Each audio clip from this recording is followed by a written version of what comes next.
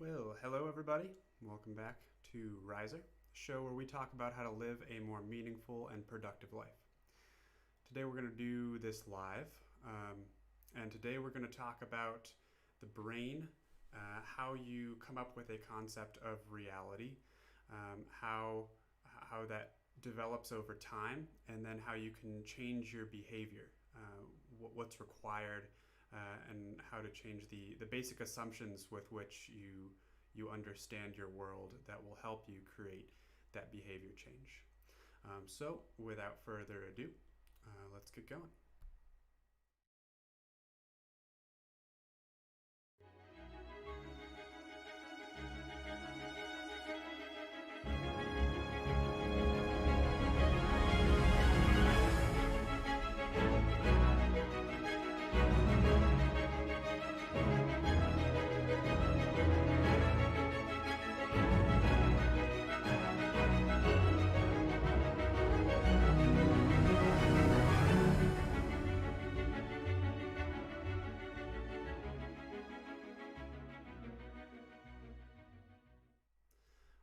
All right.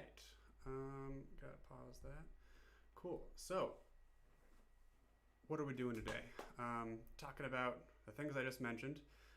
We're doing it live because after I've watched the last few videos, I'm not really happy with my delivery. I started to write out outlines, but the outlines got very detailed and they turned into scripts. And then as I tried to deliver the scripts, they didn't come off very authentic as I rewatched them. So we're gonna try this live, so it is more authentic, just off the cuff. I have some points that I want to hit, but we'll see how it goes. So behavior change and your assumptions and all of that. So let's just start with the fact that you have a certain way of thinking of things, and right now when you're confronted with a situation or a new object, you tend to draw from your current experiences or your past experiences to apply the new situation to those old things so you can behave appropriately. Well, at some point you had to establish what was behaving appropriately, right? And so at some point you had to go through a similar situation for the first time, or see an object in the world for the first time. And in those cases, how you came to understand it yielded a successful result. You were able to accomplish what you needed to accomplish in the way that you understood the object at the time. Now that representation that you created may or may not be sufficient for what you need to do with that in the situation you are facing currently. So let's talk about how we establish those patterns. When you first confront something that's new, the right half of your brain is doing pattern recognition.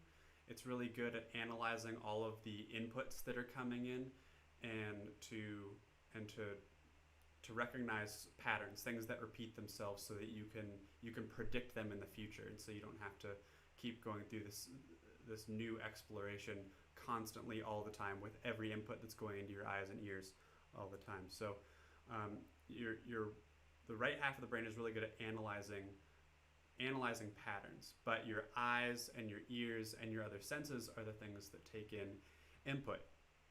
And if you see an object, the first, like let's say you see a computer, you kind of know, as you get to know what a computer is, the next time you see a computer, the neurons in your brain will fire in a similar pattern once you're able to recognize that that's a computer. They may look completely different, but as long as they fit your concept that you originally made for a computer, the same pattern of neurons will fire. And more than that, not you. This happens not with just with objects, but with situations. So, um, what kind of a situation? If you were cheated on in the past, or you're confronted with a deadline, how are you going to react to that? And so when you're confronted with similar situations as you go throughout time, the patterns that you've created to conceptualize what those mean for your life, whether or not they're a good situation or a bad situation, whether or not you should be afraid and worried and do something about it, or if it's chill and it doesn't really matter, or if it's something you should be pursuing. And these repeating patterns that your neurons learn to go through is how you adapt to your environment. Let's see how that might work. So I have a picture of a neuron here. Let's go to this.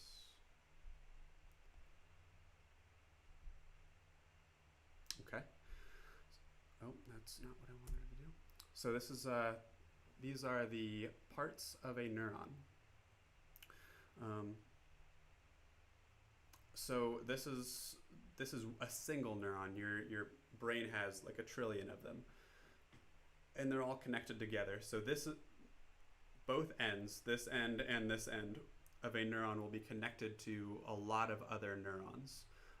And this is the receiving end, and this is the transmitting end. So you're going to receive signals from other neurons at the dendrites. The signals come in the form of neurotransmitters. They're chemicals, or more particularly ions, and we'll talk about that in a second. But so the dendrites connect the neuron to previous neurons, several of them. You might be receiving signals from multiple neurons at a time, and then it collects those signals, the ions, in the cell body. They actually get collected here at the axon hillock, and once they reach a particular amount, once you've collected enough of these ions, the signal gets pushed down the axon and then towards the terminal. Now, how does this work? Is just with charge. So ions are charged positively or negatively. So just like a magnet, the positive ions are attracted to negative ions, and positive ions repel other positive ions. So if you have too much positive charge in one place, they want to spread out. So if you have a really strong positive and a really strong negative, they'll kind of want to, the positives will want to move over here, the negatives will move over here, so it'll equalize. You want to get to a state of equilibrium.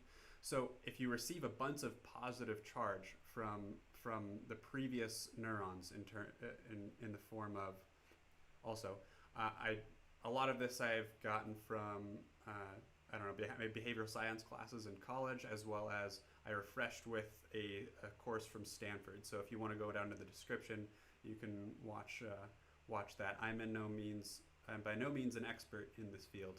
These are just interesting things to me. So you take these, you take in these positively charged ions from the previous neurons, and depending on how many you get, this could be overwhelmingly positively charged. And once it gets to a certain state, then enough positive charge, the axon hillock is kind of like a gate that will open up and flood the axon terminals with positive charge. And that will, in turn, push out more positively charged neurotransmitters. And then those will go on to the next neuron. So you can kind of, I meant to get a picture, but I didn't. You can imagine all these neurons connected together in a huge web, and you're pulsating electrical signals through, and the neurons that end up firing, depending on where they are in the brain and what the pattern is that you end up with, will end up making your thoughts and actions. And so, if you move your arm, if you like move your right arm, you're firing neurons in your head, particular neurons in the motor cortex. in a certain area, in a certain pattern, to move your arm in a particular direction. But what if you just sit there and you think about doing that? You don't actually do that, but you think about it, and you think about what it would feel like to move your arm in that direction. Well, actually, the same neurons will light up and fire in a similar pattern. And I don't know. I'm not. This is where my expertise. Not that I have any, but this is where my understanding ends. What I tend to visualize it as is kind of like that action potential here at the axon hillock. It kind of dies out from neuron to neuron if you don't give it enough oomph, you know? So if you don't have enough power behind the initial pulse, then you're not going to get the actual motion. So if you're just thinking about it, you're not sending a strong enough electrical pulse to your arm to make it through all of the neurons and actually send the signal down your spinal cord and into your arm. And so that's kind of an interesting idea for motivation. If you know you need to do something, right? If you know you need to get off your ass and get some work done, how can you actually improve those, improve your conceptions of the world such that you will give it the oomph you need to make that electrical signal start in your brain and spread and get all the way down to your extremities so you can actually move and do whatever you need to do. That's kind of the way I think about it. So I think that's all we need for the neuron. Okay, so now you have these patterns in your head to deal with different situations. But one idea that we need to hit on is that they grow over time. So you tend to make very fundamental assumptions early on that are created by maybe traumatizing events or very emotional events or events that have continuously helped you to achieve what you want. The more a concept helps you get what you want, the more ingrained it becomes as in your psyche as a pattern that it should go back to, and a pattern of neurons that you can trust so that you can keep getting what you want. And let's say you're a kid in an abusive family early on that's very emotionally traumatizing, but you make the decision to run away from home. Well, if you're successful at a young age at running away from home, odds are life's going to be hard at first, but it will be better than your terrible family if they really were abusive. And if that's the case, then that will be a success in your mind, right? And running away from your problem will become a success. And so I would expect a person that was in a similar situation would have a problem sticking around and dealing with problems. But at some point, you do have to deal with problems, right? In order to really get what you want and make an impact on things, you have to sit down and confront the things that are bothering you and that are obstructing you. And so if that's the case, then at some point, and all of us have this, not just people that grew up with terrible childhoods, we all have patterns that have helped us cope and deal with our reality, and that's a good thing. But we also all have patterns that may have been sufficient at the time, but are flawed in the sense that they may not adequately represent reality to an accurate enough level to help us in the situations that we face now. And in those cases, we need to change our representation of reality. We need to find some way to update that so we can actually change our behavior. And so how do we go about doing that?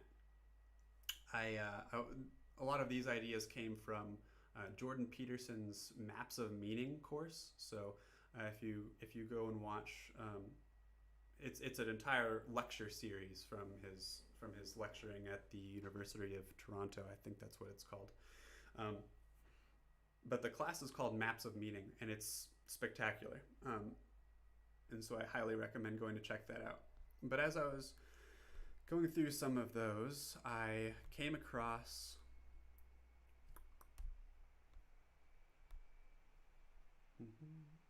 where were we? Okay. I came across,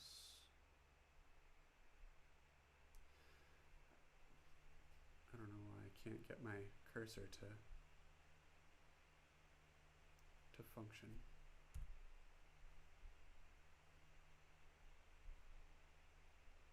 Okay, and we got the cursor and there. Okay, so I as I listened to Dr. Peterson talk about the level at which certain assumptions can be fundamental, and that the more fundamental an assumption, the more things that are built on top of it, the more neural patterns that are built on top of it to help you deal with your daily activities, the harder it is to change those assumptions. And so that reminded me of Newton's second law in physics. If you don't know Newton's second law, F equals m times a, force equals mass times acceleration. The bigger a block is, the bigger an object is, the more mass it has, the heavier it is. If you give it a medium strength force, it will be harder to move than a smaller mass, right? So if you give it a smaller mass, will end up with a high acceleration. And then you can vary the force as well. And so it's a combination of your force, the size of the object, and the acceleration you get out of it.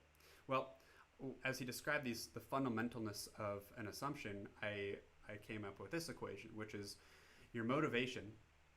And I've derived the terms as well.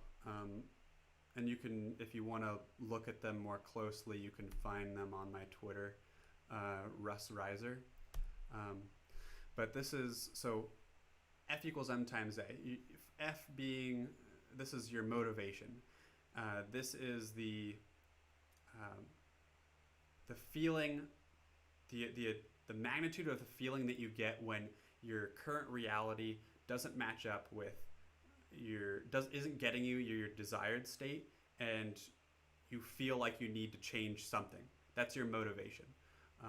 Okay, and then it's an internal feeling. That's what motivation is. So your motivation is equal to the fundamental, the degree to which the assumptions in question are fundamental, and the amount of change that you'll actually be able to get out of those assumptions. So if an assumption is very fundamental to your sense of self-identity, it's going to take a lot of motivation to change that assumption. A fundamental is the fundamentalness of an assumption is kind of like its mass in your head, the weight that it's taking up in your head, and it's hard to move those things. So it takes a lot of motivation to do that. Okay, now how do we break down motivation a little more? Well, you can get motivation externally, and that's this external force. Those can be from deadlines or like income things. You're running out of money. It's also kind of like a deadline. Most things are deadline related, but maybe they're relationship related. You can feel things deteriorating and you need, in your relationship, and you need to fix it. I guess that's also kind of a deadline. But anyway, actual real world things that are affecting your life in a negative way, stopping you from getting to where you want, those are external forces. Let's see what I actually wrote. The magnitude of real world pressures, deadlines, relationships, etc., which require behavior counter to that which results from the assumptions in question. So if you need to take an action, if it looks like you need to take an action that's counter to what you would with your current assumptions, that is an external force that drives a sense of motivation. The second one is your internal sense of motivation, and I labeled it P sub O because it's like trait openness. That's each person has a more natural inclination towards certain things, and so a person's openness is kind of their willingness to analyze their reality from different perspectives and to be open to taking different approaches in life. So a person's openness plus their plus the external forces upon them, so their internal force and external force, will combine to make their motivation to actually reanalyze and update their assumptions. Okay. Now, we talked about how fundamental an assumption is, but how does that actually play into life and the things you might encounter?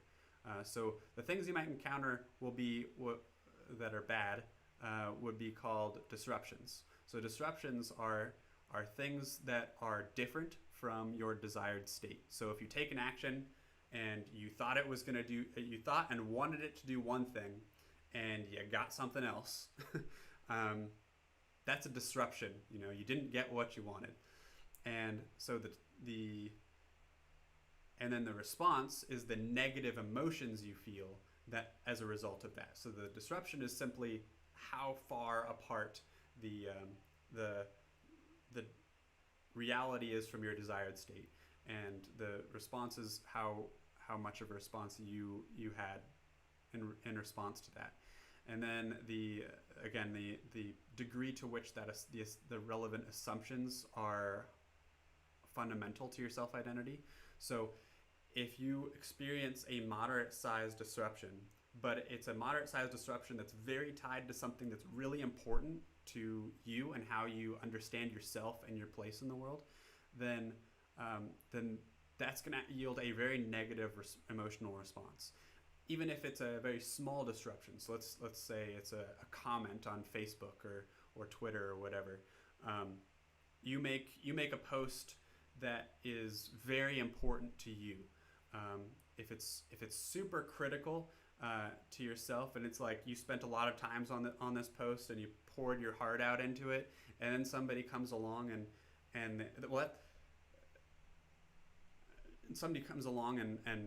criticizes you for it and disagrees with you. They're attacking a very fundamental assumption. You experienced a small disruption because it's really just a comment on social media, right? It's not going to immediately impact your entire life. That's the real world disruption. But because the assumption was so fundamental, it can really get you tied up, and that's in terms of emotionally, you can really yield a negative emotional response. The last factor is your trait anxiety. So how some people are just naturally more anxious than others. If you're comparing a person to another person, this will have an impact on how much of a negative response somebody might get out of a particular disruption. But those things are important, and my computer just got really quiet, so I'm worried that the stream may have stopped. No, I think we're still good. Streaming. Yep, okay. Still good. Okay, so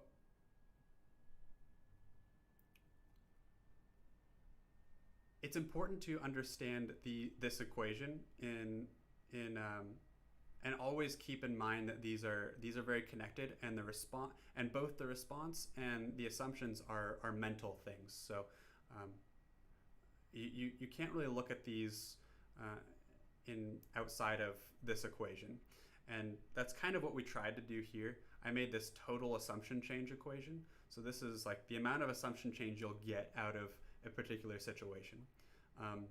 And so that depends on we just like plugged in all these things, and we got this equation: your internal force plus your external force times the disruption times your anxiety over the emotional response will get you the amount you'll change your assumptions. It's not going to be very practical for actually doing calculations or anything, but it's important to keep it in mind.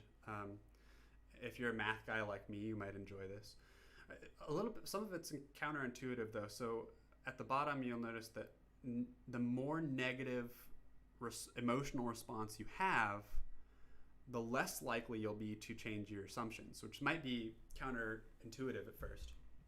You might think, well, if I feel really bad about something, I should be more likely to change what I feel. But that's not necessarily the case, because it's weighed in proportion to this disruption, right? So if it's, again, a really small disruption, like a social media post, but it's attacking a very strong, a very fundamental assumption, then you're going to get a high emotional response with a small disruption, and you're very unlikely to yield any assumption change because the disruption is small and you felt really strongly about it. It's something that's really important to your sense of self-identity, but it's not enough of a disruption to your life to actually force you to change your assumptions. So that looking at this equation holistically, it makes sense, and that's why I say you should always keep in mind the smaller equations, because that's what it's built from. Now, how would you actually change your assumptions? Well, it's really the amount of disruption you're going to get in relation to that emotional response. You can also improve your openness a little bit over time by practicing. And so if it's a very fundamental assumption, then you're going to need a large disruption to change that. Nobody's going to go and change their entire reality and how they understand life for no reason, just because they thought about it a little bit and suddenly the world has changed because they gave it some thought. No, you're gonna need to go through some shit, and maybe you are. And if you are, then I highly recommend you, if you're going through a disruption and things don't feel good, which they often won't when you're going through a large disruption, then I recommend you do some reflection, and you consider the things that have most impacted your neural patterns. So let's just go back to the camera here. Okay. All right, so now we've kind of framed things and gone through those. So you make these patterns of neurons in your head to respond to objects and events in your life and situations, so you can do that appropriately and get what you want consistently. Over time, you're going to make assumptions which help you in the short term, but in the long term are going to hurt you. And at some point, you're going to need to update those assumptions. Those updates, at least small updates, can come all the time. And the more you're open to those small updates, the more effective you'll be on a day-to-day basis. But the big updates, the things that really change your life, are only going to come when reality doesn't turn out the way you want it to. And those, you shouldn't look at those as horrible, although they can be really stressful. They are opportunities for you to improve your place in the world, and to really understand why you're here and how can you be most impactful. Because if you're running around with a flawed representation of reality, you're really only going to get other people hurt, as well as yourself. So if you can, one of the things that Jordan Peterson has is a self-authoring program, and that helps go through your past, and has several prompts. And so I think the purpose of that is just to find the events in your life that have led to those fundamental assumptions, right? What are those really big disruptions in your life that forced you to shape your current assumptions and your current representation of reality? Because if that is flawed and you're experiencing more disruptions now, you need to update that, and you need to understand where those assumptions came from in the beginning, so that you can come up with new assumptions that kind of morph the two together, so that you can take on new challenges in your life, but also still have an understanding that will be applicable to the old situations as well. And so reflecting on the past and understanding those critical moments in your life it's important for moving forward. Second is understanding more just about where you are now. So again, Jordan Peterson's self-authoring program goes through the past, present, and future. And the present is a lot about personality. So you can go through that program if you want, or you can go on to 123test.com, I think, and they have a personality test. It's free. It's free, so it might not be the most comprehensive, but I'll put the link in the description. And I took it, and I felt it was one of the more comprehensive free ones. I think it was like 120 questions or something. And it gives you an idea of how open you are to new experiences, how conscientious you are. So how structured do you like your life, and how much work ethic do you have? Are you introverted or extroverted? It's the big 5 personality trait test. So understanding more about yourself is important so that you can understand why you may be lacking in certain areas, why you may be experiencing difficulty doing certain things, and then you can. I don't like the light being so high. All right, and then you can work on it, because one thing, once you take that test, a personality test isn't a life sentence. People's personality changes over time. Mine definitely has over the course of my life. So if you have weaknesses in some area, you're not going to pull something from like a 10 out of 100 to a 90 out of 100, right? That would be kind of ridiculous. But you can move it. And so if you have a low work ethic, if you're low in conscientiousness, you can work on that. You can work on pieces of that to help you get better. And a lot of that is establishing structure and sticking to it. If you're less open, you can work on that in terms of exploring things and forcing yourself to listen to people that you may disagree with, or those kinds of things. So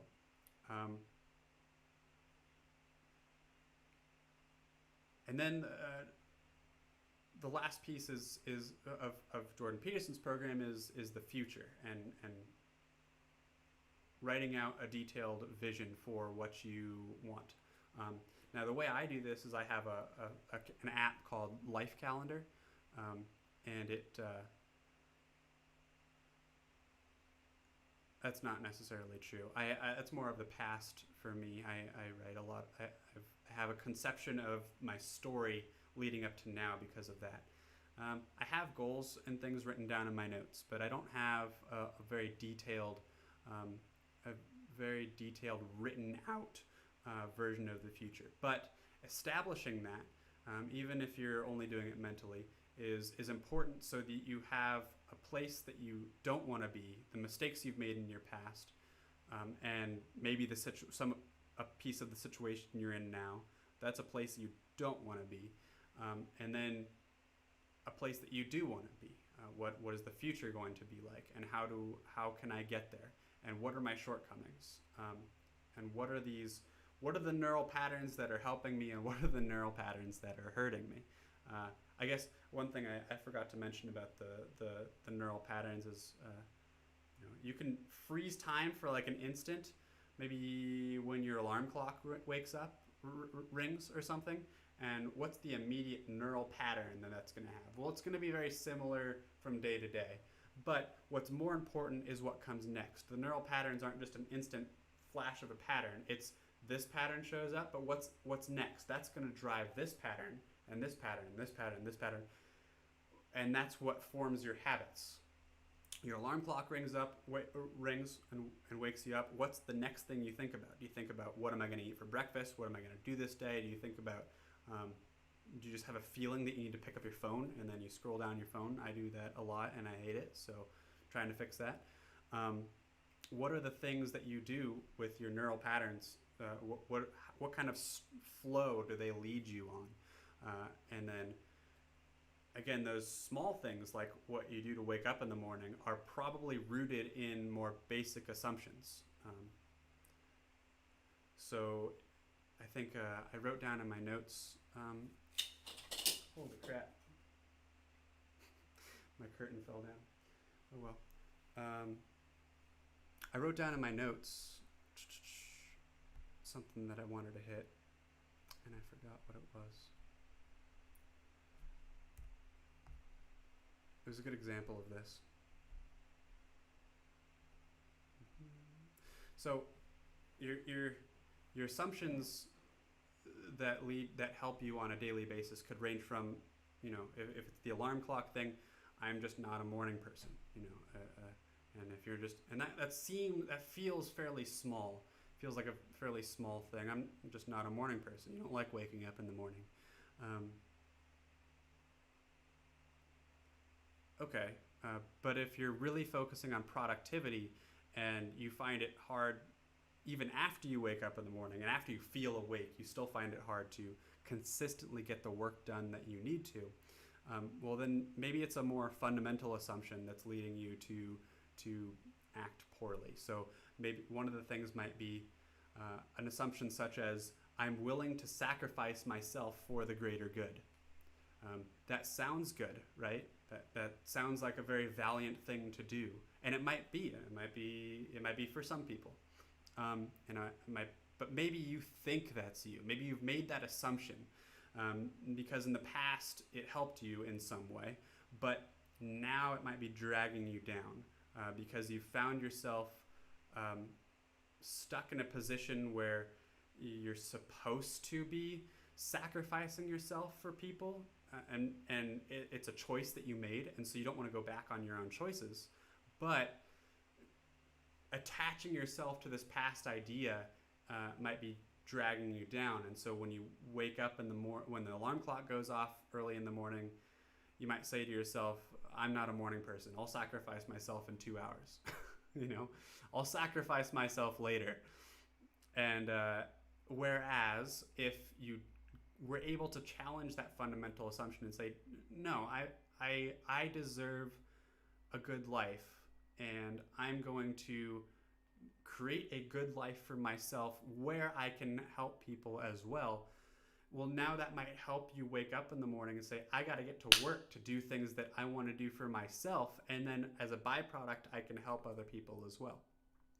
And now you can overcome that sense of, I'm not a morning person, and say, I got to get shit done.